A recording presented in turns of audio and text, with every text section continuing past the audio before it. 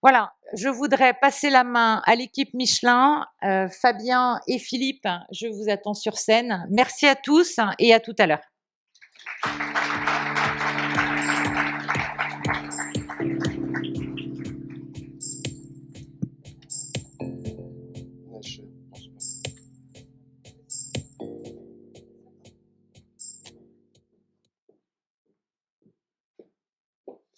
Bon, alors, le temps que la technologie se mette en place, on voudrait vous faire travailler un petit peu avec Fabien.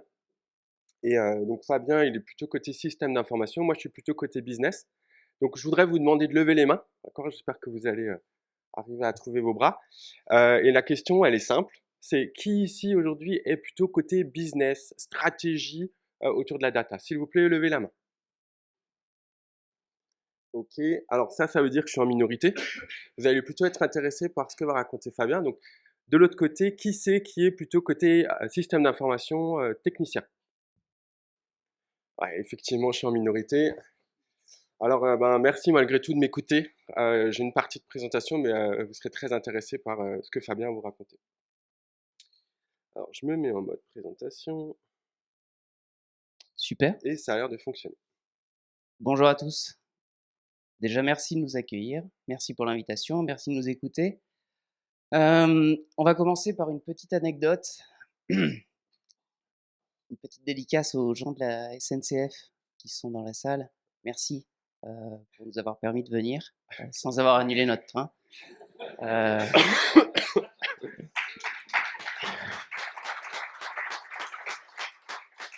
Pour ceux qui ont déjà expérimenté le Paris-Clermont en train, c'est toute une histoire.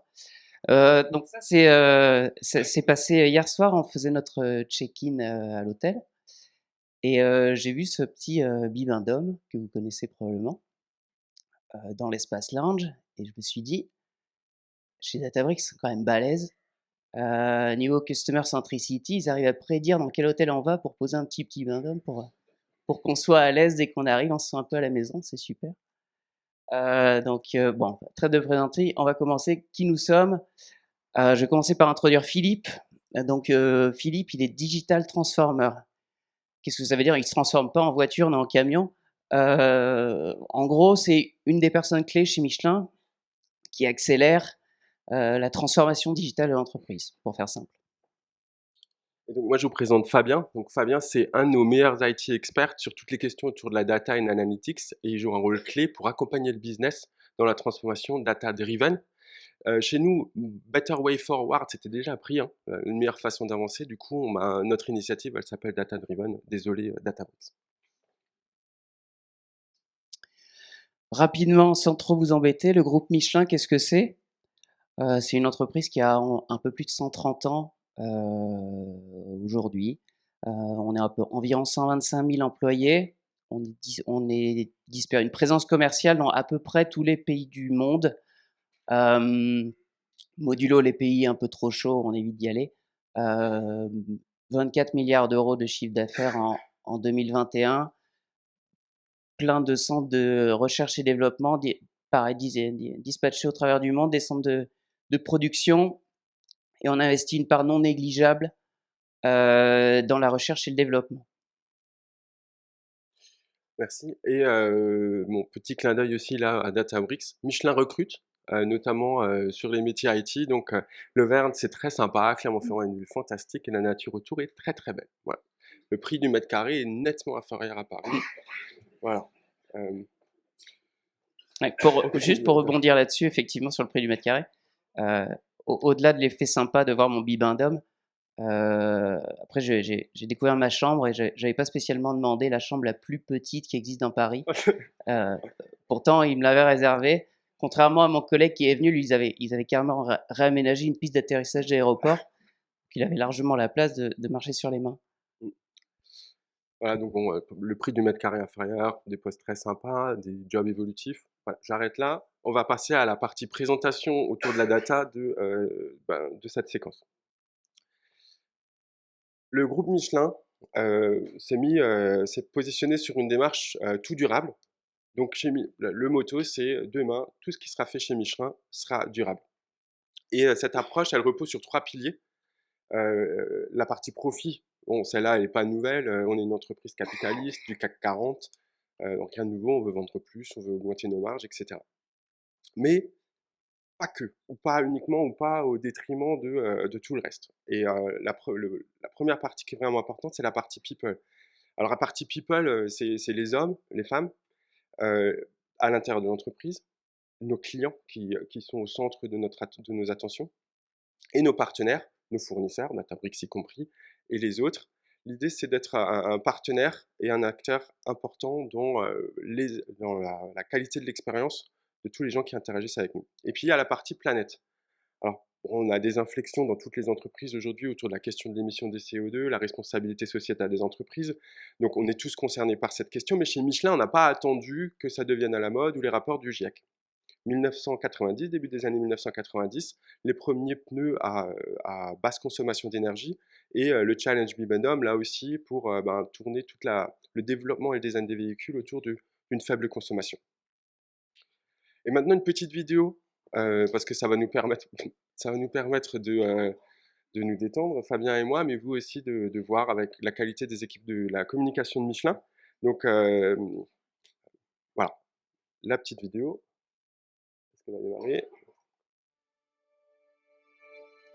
Wheels change the game for humankind. Our tyres have revolutionized mobility, and our inventions have conquered the world. But today, competition is fierce, and high quality is becoming standard. We are innovating as much as ever, but it's becoming increasingly difficult to find customers willing to pay a fair price for our innovations. Still, our tyres' potential is intact, and the expertise we have built over these 130 years gives us an edge. So let's be bold. Let's dare to be ourselves. Let's unleash the resources that are still hidden inside our tyres. Let's create value with, around, and beyond tyres. Of course, we already know how to provide our most demanding customers with tyres that are constantly pushing performance to new heights, last longer, and are more connected. Tyres that you can always expect more from. More respect for the soil to improve harvests. More grip to take safety to new levels. And more resistant tyres that have better and longer performance, regardless of their size. Because we excel with materials, and our customers know it. The tyre revolution is still unfolding. Tomorrow's tyres will be puncture-proof, recyclable, self-regenerating, and intelligent. Because we also know how to create value around tyres. We have been guiding everyone who travels by road since the very beginning. Today, our tyres carry a wealth of information. We can use that information to create new services that make life easier for our customers. Take this truck, for example. Our tyre is one of the connected objects on it. Our job is to turn that data into intelligence. That way, we can offer our customers solutions in real time. And this truck is part of a fleet, so we're connecting all of its vehicles to optimize their operations. Our services make fleets more efficient, safer, cleaner, and more cost-effective. We already have millions of connected objects around the world, and this is just the beginning. Lastly, we also know how to create value beyond tyres. Our core expertise, right from our origins, has been to unveil the secrets in materials, to extract outstanding performance from flexible composites. So why limit that outstanding performance to our tyres when we can leverage it in other applications? We're already working on high-tech materials. Materials to take a new look at production and exchange. For example, our conveyor belts that can safely carry large amounts of resources over long distances anywhere. Materials to build tomorrow's sustainable cities. For example, our biosourced resins and all our other components that can be recycled endlessly to make architecture more planet-friendly. Materials to produce the energy of the future. For example, hydrogen, which will revolutionize the way we move and clean up cities. Materials and technical fabrics to conquer new frontiers. Pioneering is what we do and always have done. Innovating constantly to explore new growth territories with, around, and beyond tyres.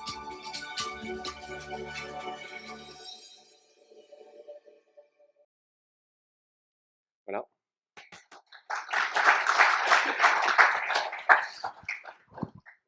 Donc voilà, bon, la vidéo, elle a très très bien expliqué. Donc la stratégie de Michelin, en fait, elle va s'appuyer sur les pneumatiques. C'est notre expertise. On va continuer à s'appuyer sur ce socle qui est très important pour nous. Elle va être autour des pneumatiques avec la gestion des flottes. On va connecter finalement nos pneumatiques. Et puis, au-delà du pneumatique, ça fait longtemps qu'on y a. Le premier guide rouge, 1901, ou, en tout cas sur la première décade du XXe siècle. Donc ça fait longtemps qu'en fait qu'on accompagne les gens dans leur expérience de mobilité. On s'est simplement structuré maintenant autour de in tire, around tire, beyond tires.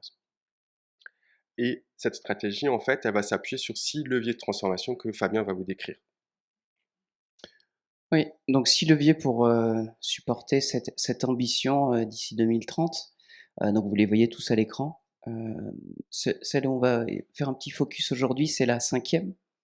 Comment transformer une société historique, industrielle, telle que le groupe Michelin, dans une entreprise, on va dire, qui porte ses choix en se basant exclusivement sur la donnée. Donc si quelqu'un a une baguette magique dans la salle, qu'il se lève immédiatement, ça nous évitera de perdre notre temps. Donc cette initiative, Philippe, si tu veux bien avancer un cran, comment on fait Donc on a 3 piliers.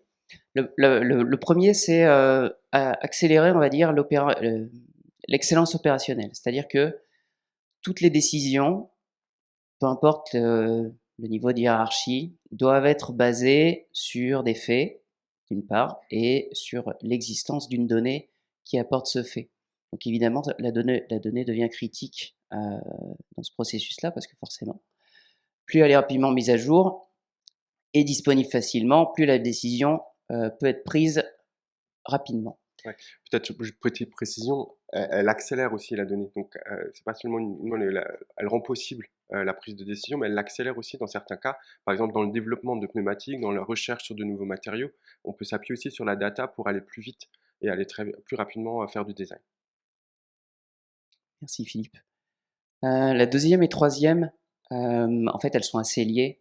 C'est surtout la 3e qui est importante, c'est adopter une stratégie data mesh. Qu'est-ce que c'est que le data mesh en quelques mots? C'est un principe d'architecture qui dit que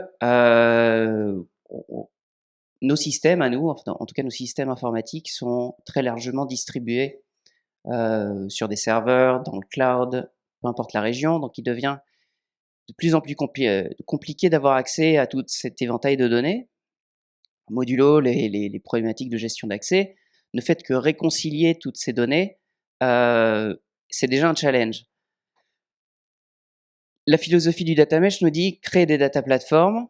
Sur ces data platforms, appliquer une couche de gouvernance avec l'émergence de nouveaux métiers pour supporter vos données et leur offrir une roadmap.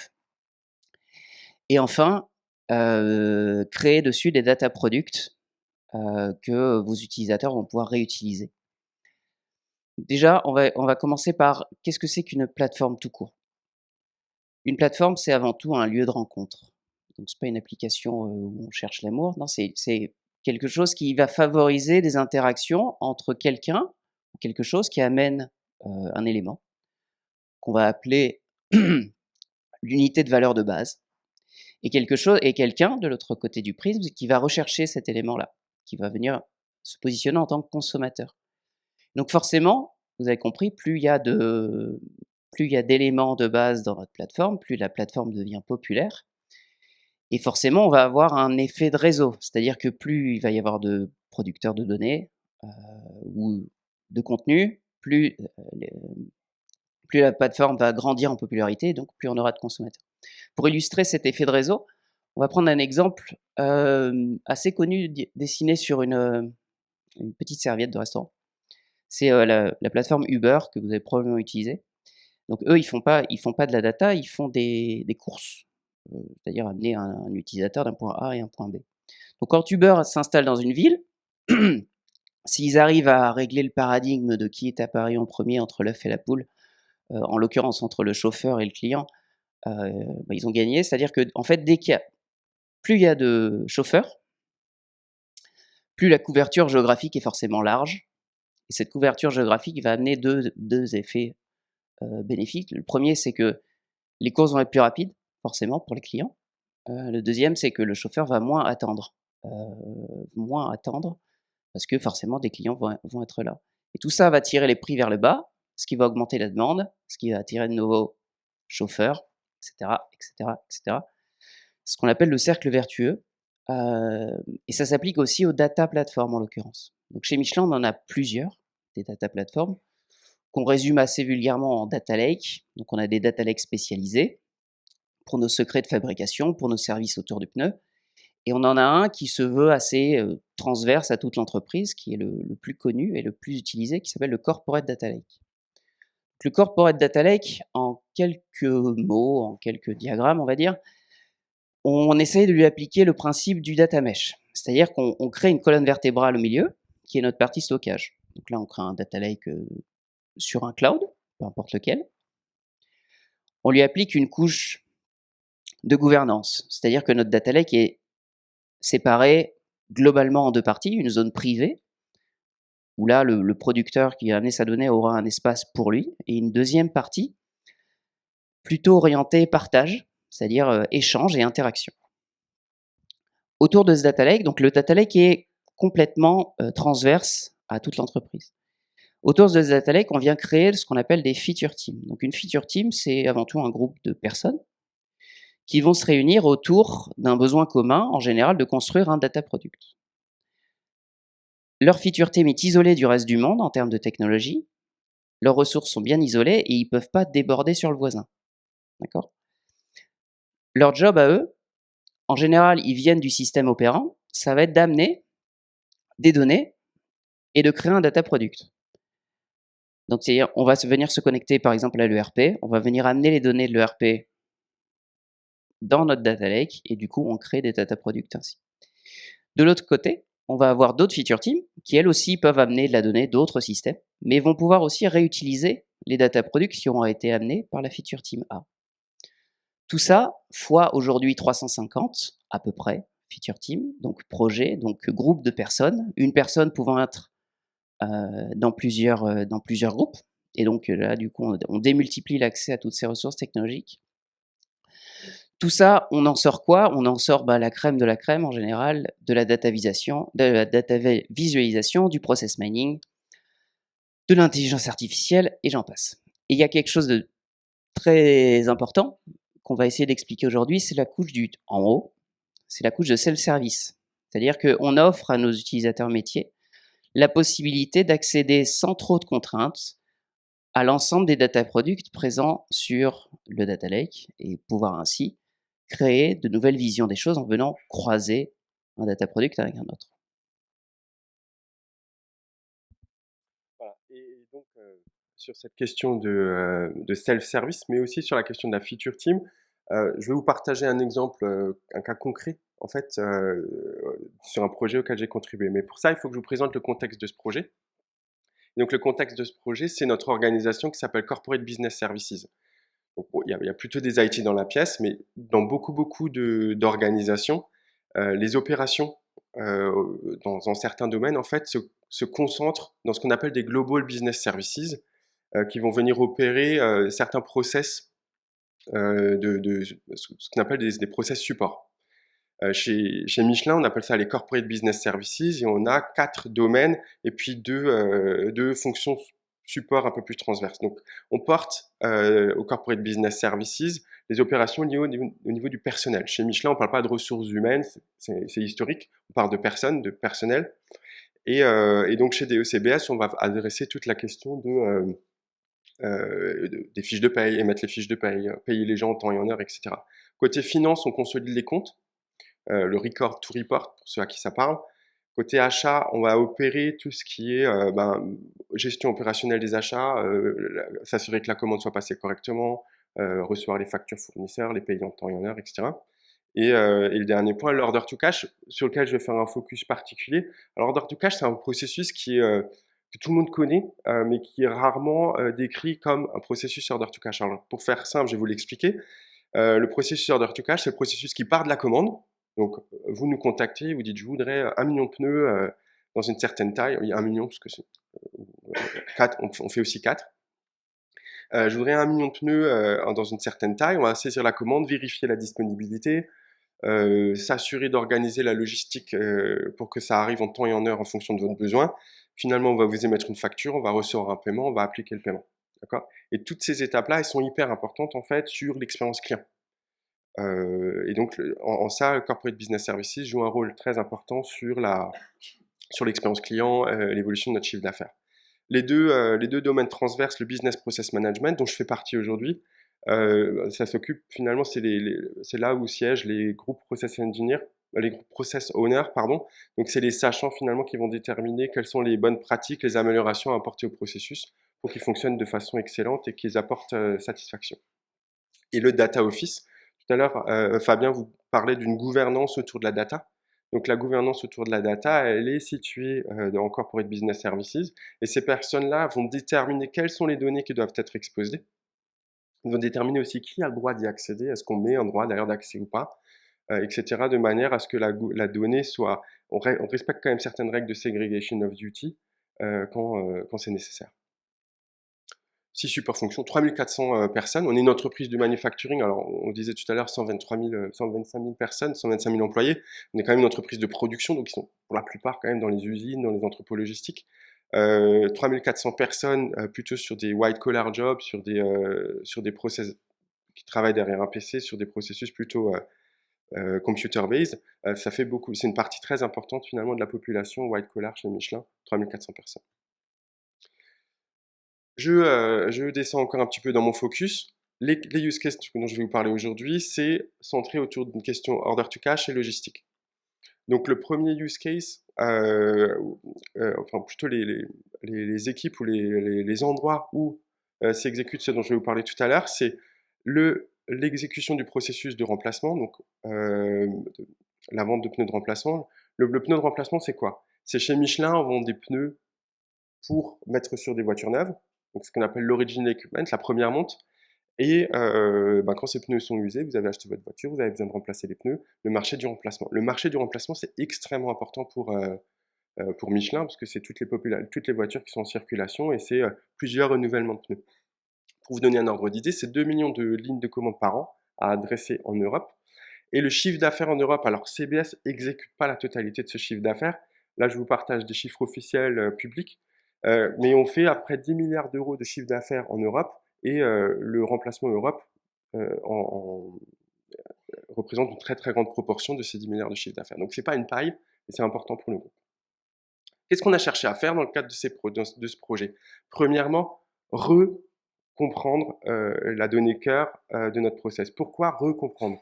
Parce que on s'appuie sur un legacy qui est présent depuis un certain nombre d'années et on avait un petit peu perdu la compréhension de comment notre donnée elle était transformée, de la manière dont elle était dans les systèmes d'info et la manière dont on la voyait. Et puis dans certains cas, nos KPI, on ne comprenait plus trop comment ils fonctionnaient. Donc on avait besoin de se la réapproprier.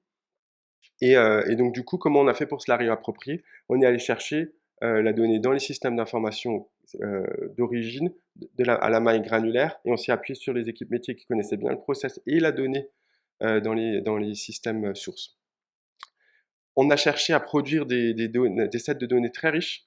Donc sur chaque objet data, les commandes, les factures, on a pris la donnée cœur telle qu'elle est dans les tables des systèmes d'information et on les a enrichis pour permettre tout un tas d'axes d'analyse. Ces axes d'analyse pour nous, pour les équipes qui exécutent ce processus-là, mais aussi pour toutes les autres personnes qui pourraient être intéressées par utiliser cette donnée, ce qu'on appelle le désilotage de la data. Et donc le désilotage de la data par les experts. On a cherché à automatiser le reporting. Donc, là, pour des personnes du métier, ce qu'on cherche à faire, là, c'est à pas passer de temps à rafraîchir le fichier Excel dont Fabien va vous parler tout à l'heure. Et puis, le dernier point, c'est cette question de versatilité. Dans la manière dont on menait les projets traditionnellement chez Michelin, la difficulté, c'était une fois que les projets de business intelligence étaient livrés, comment on fait pour les faire évoluer suffisamment rapidement et à moindre coût. Et souvent, dans la manière dont on organisait les équipes et la structure des équipes joue un rôle fondamental dans cette capacité à être versatile. Sur la partie logistique, en Europe, donc la logistique Europe et intercontinentale, Donc dans le contexte des dernières années, ils ont joué un rôle clé dans la gestion des crises, crise du Covid, crise de la supply chain, maintenant la guerre en Ukraine. Ça joue un rôle, enfin un impact fort sur notre chaîne logistique. Et ça joue un rôle extrêmement important aussi sur la réduction de nos émissions de CO2. Donc manager correctement ces chaînes logistiques en s'appuyant sur la data, c'est clé. Et eux cherchaient plutôt la donnée, ils n'ont pas cherché forcément à travailler l'exposition de la data de façon industrielle, ils ont plutôt cherché à consolider des données qu'ils avaient déjà et à automatiser la transformation et la visualisation. Et ce qu'ils ont cherché à faire, c'est de développer plutôt leur reporting pour aller beaucoup plus facilement du KPI high level qui va pas forcément bien, pour ensuite aller chercher très rapidement par le biais de la data la cause racine et aller chercher à adresser la cause racine. Grâce à la data, je vais identifier qui est la personne finalement avec qui il faut que je discute pour comprendre ce qui ne va pas. L'automatisation du reporting, c'est quelque chose de très schématique, mais pour le business, ça, c'est le genre... L'automatisation du reporting, ça va paraître très schématique, mais pour un responsable d'entité qui va chercher à améliorer l'expérience de ses employés, mais aussi à les focaliser sur des tâches à valeur ajoutée, ça c'est fondamental.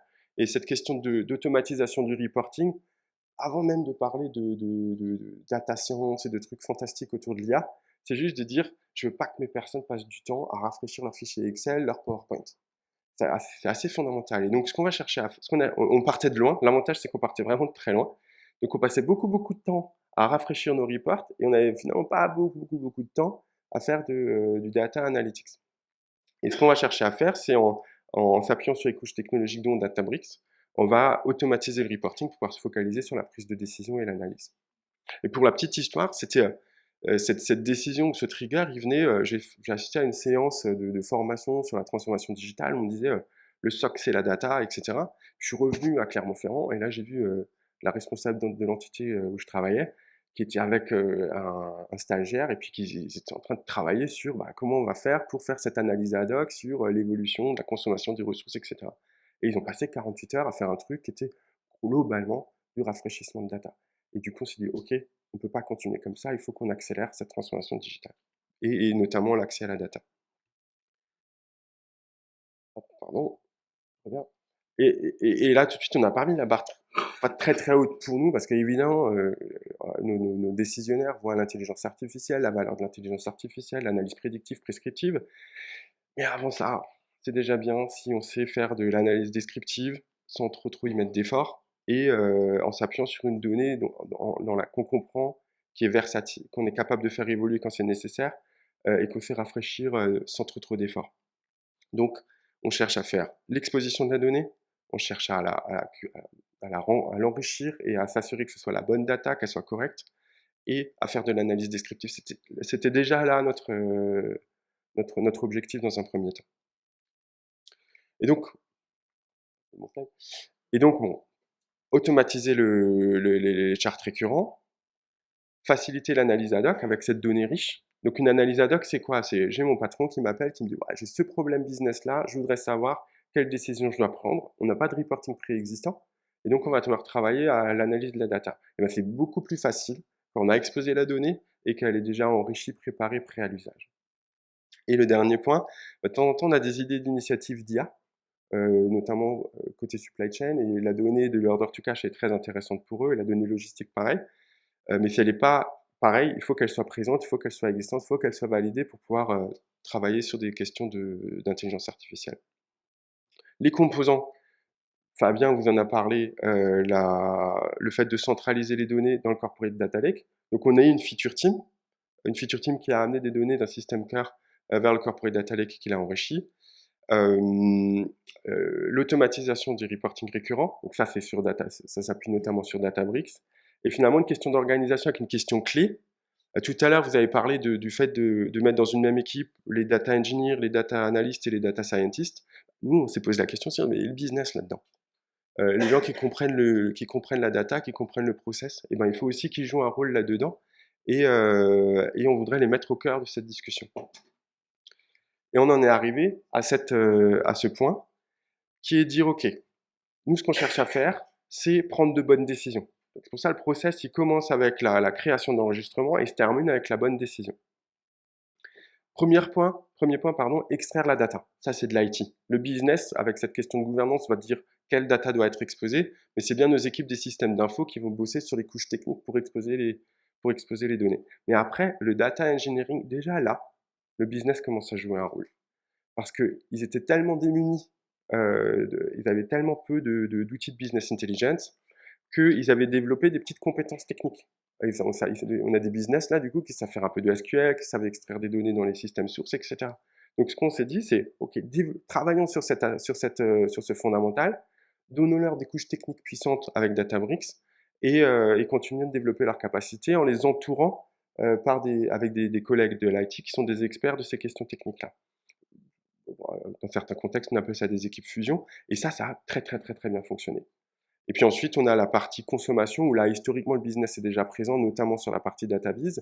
Mais comme ces business-là, on les a dotés de compétences techniques, ils sont plus efficaces dans la préparation de data juste avant la DataVis. Donc, ils s'appuient aussi sur des couches techniques comme Databricks pour faire le filtre sur la data, pour filtrer sur le périmètre de données dont ils ont besoin, pour peut-être l'enrichir encore, ajouter une colonne qui va bien, et puis ensuite préparer leur DataVis. Ils ont le modèle de données parfait pour la DataVis, et ils ne s'appuient pas sur Power BI pour faire le dernier retraitement de data, parce qu'on sait que ce n'est pas forcément l'aspect sur lequel Power BI est plus performant.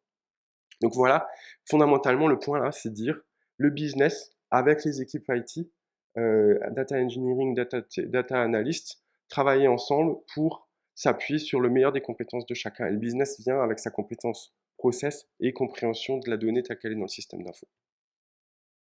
Les key learnings, alors, vous êtes plutôt des IT dans la pièce, mais pour les business, je représente les business aujourd'hui, j'espère que vous serez d'accord avec moi, le prompt Databricks, l'écran noir où il faut rentrer du code, ça nous fait peur. Okay, et le fait que vous soyez capable de l'utiliser, pour nous, vous êtes des héros, c'est la magie, etc. Et quand la première fois, j'ai dit proposer un business, je dirais, écoute, t'as qu'à utiliser Databricks, t'as qu'à utiliser les couches techniques là, ça les a un petit peu grattés. Et puis il y en a toujours un ou deux comme ça qui sont un peu des explorateurs. Ils disent ok banco, j'y vais. Et puis dès qu'ils ont mis les mains dedans, ils se sont rendus compte que ça libérait complètement leur créativité en fait, parce qu'ils avaient cette capacité d'avoir cette couche technique qui leur permettait de faire beaucoup plus de choses, beaucoup plus rapidement. Et puis surtout, une fois que c'était fait, ça n'avait plus qu'à appuyer sur un bouton et ça répétait. Et ça leur a beaucoup plu. Et du coup, ce qu'on peut dire, c'est que le business, en fait, ils savent créer des scripts de data prep et ils savent le faire vite. Par contre, ils ne le font pas forcément très bien. Et c'est là où nos collègues des systèmes d'information arrivent pour faire les choses mieux, transformer ce qu'on a fait. On a exprimé en fait notre besoin par ce premier script qui n'est pas très beau. Et là, l'IT vient pour améliorer, pour s'assurer que ce soit lean, que ça fonctionne correctement et que ça ne surconsomme pas des ressources. Et donc, cette collaboration, finalement, elle est clé pour le côté durable de tout ce qu'on construit. Voilà, j'en ai fini. Du coup, je repasse la main à Fabien. Et donc voilà comment le business, ou certains business chez Michelin se sont appropriés la data pour leur plus grand plaisir et pour leur plus grande efficacité, grâce en partie à Databricks. Du coup, nous, côté informatique, on voit cette émergence de ce qu'on appelle le data citizen, c'est-à-dire tous les gens qui essayent de démarrer des aventures liées à la data. Alors, je t'arrête. Pardon, oui. Fabien, désolé. C'est qui a les bottes bleues là et c'est qui a les bottes jaunes, enfin la veste jaune? Alors, dans le contexte, on va dire que tu as oublié de mettre ton sweat à capuche jaune aujourd'hui. Mais j'ai pas de doute qu'un jour tu seras dans les bottes bleu ciel. Ouais, alors nous côté business, des fois on a aussi plutôt l'impression d'être la personne avec les bottes bleues quand on doit expliquer le process et quand on doit expliquer les datas, hein, donc on se calme. Donc l'informatique en fait a pris ses responsabilités pour le coup, parce qu'on s'est rendu compte, pour quelqu'un qui n'y connaît rien, que c'est pas si simple. C'est pas si simple de faire un reporting qui soit actualisé régulièrement et qui puisse facilement le connecter à des sources de données, à des data products en l'occurrence, et le partager avec des métiers. Donc si on prend un exemple, quelqu'un de lambda dans une entreprise qui n'a pas forcément une grande appétence pour les outils de la data, en fait, on se rend compte que en faisant un jeu de qu'est-ce qu'il doit faire pour réussir à créer son rapport Power BI, pour le mettre à disposition de ses copains, il doit faire à peu près tout ça, et je pense qu'il en manque un peu. Ouais, l'idée, c'est pas de comprendre chaque étape, mais on voit bien quand même que c'est compliqué et moi, perso, ça me fait peur. Mmh. Merci Fabien de m'aider là-dedans. Et en fait, le paradigme, c'est que nous, côté IT, c'est notre quotidien. Donc ça, on le fait, c'est facile, on le fait régulièrement, c'est notre activité, disons. On s'est dit: «On va créer une offre de service pour accompagner des utilisateurs en mode fil rouge, libérer du temps de nos équipiers pour, adopter un petit peu une posture de mentorat, et aider nos utilisateurs à grandir». Du coup, je vais vous partager une petite histoire, heu, c'est la mienne. Donc toute ressemblance avec des personnages, fictifs, serait purement fortuit. Hem, je t'en prie Philippe. Voilà, donc il faut revenir, quelques années en arrière, au temps du covid, hem, où avec une utilisatrice aux achats qui gérait, littéralement une forêt, de fichiers Excel. D'ailleurs dans la salle, qui connaît, au moins quelqu'un dans son organisation, chez son client, qui fait déjà ce genre de truc? Alors, ça marche aussi avec Google, Tableur et puis, OpenOffice, hein. Ça me fait plaisir, je suis pas tout seul. Mais Donc voilà, donc elle gérait, elle avait des souscriptions à des fournisseurs de données, elle en a toujours.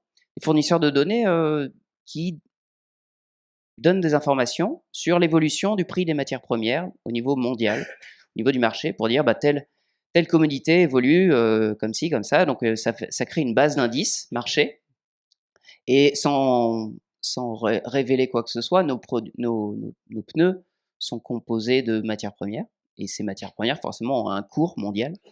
Et tout le jeu des achats, c'est de dire, bah, si on arrive à acheter en dessous du prix de marché, ça fait plaisir. Si on est au-dessus, bah, il faut qu'on se remette en question, peut-être qu'on aille voir notre fournisseur et qu'on entame une petite négociation. Donc elle compilait ses fichiers Excel, dans un gros fichier Excel qu'elle mettait à disposition de ses utilisateurs internes. Ces utilisateurs internes créent du reporting en se basant sur Excel, évidemment, qui redonnait à leurs mêmes utilisateurs internes. Et donc on peut imaginer dans ce cas de figure que dès qu'il y a un problème de qualité de données à un endroit, la balle, elle revient très très vite, à gauche, en disant, «C'est de la daube ton truc, ça ne marche pas». Et elle fait passe-plat, en l'occurrence. Donc qu'est-ce qu'on a fait?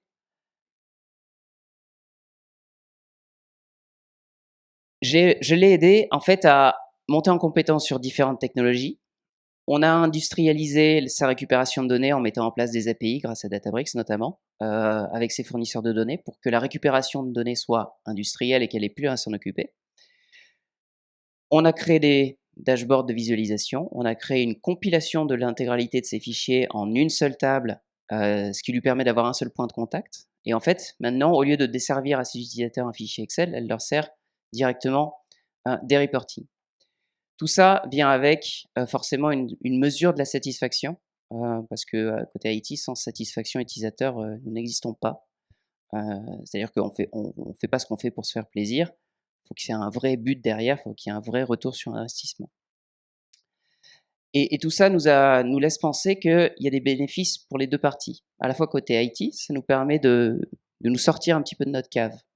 On a tendance à avoir une vision des informaticiens enfermés, au sous-sol du bâtiment, avec assez peu de capacité de communication. Donc ça nous permet de nous élever un petit peu au-dessus du lot, d'adopter une posture de mentor, une posture communicante, de mieux comprendre pourquoi on fait ce qu'on fait, et aussi, de nous donner un petit peu une bulle d'air, et de nous permettre de nous exprimer sur des sujets qui normalement sont à notre portée, parce que c'est des sujets relativement simples, d'industrialisation de données et de reporting.